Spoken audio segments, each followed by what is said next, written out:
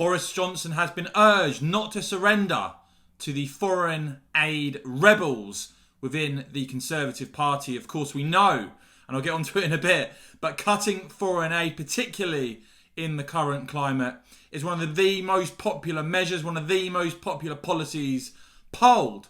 And so you've got Rishi Sunak, the Chancellor, reports today showing that he is urging Boris Johnson and the government not to surrender to the Tory foreign aid rebels. You also had Esther McVey at the weekend leading the blue collar conservatism campaign group, quoted as saying it should be crystal clear that we simply don't have the same money now as we had a few years ago for foreign aid. If we stubbornly insist on sticking to David Cameron's target of spending 0.7% of GDP, dreamt up in a very different economic and political era, we will end up going into deeper debt in order to finance other countries and paying interest on that borrowed money. And of course, the cut we're talking about here is going from 0.7% to 0.5%, which, by the way, still equates to a 10 billion quid a year budget. And I think the Telegraph editorial on this is absolutely right. Any Tory MP who opposes foreign aid cuts deserves to feel the wrath of voters. By trying to reverse the cuts, they are setting themselves against the interests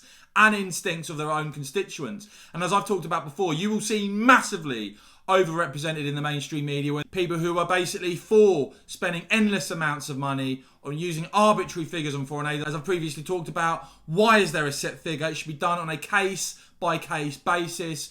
Who needs how much? For what reason? Is it getting to the right people or not? Mainstream Britain's very clear on this. 66% of Brits, YouGov found, support cutting the foreign aid budget. Just 18%, so less than 1 in 5 Brits oppose cutting foreign aid. And with Tory voters, I mean, just look at this, 92% in favour, just 3% against. And it does look like, at time of recording at least, that the Tory rebels have been thwarted. Reports coming through that the bid by Tory rebels to reverse foreign aid cuts will not go to a vote after parliamentary officials advised that it is completely out of scope. That's what the Times been told, that clerks have advised Sir Lindsay Hoyle, of course the Speaker in the House of Commons, that the legislation would set a potentially dangerous precedent for future budgets.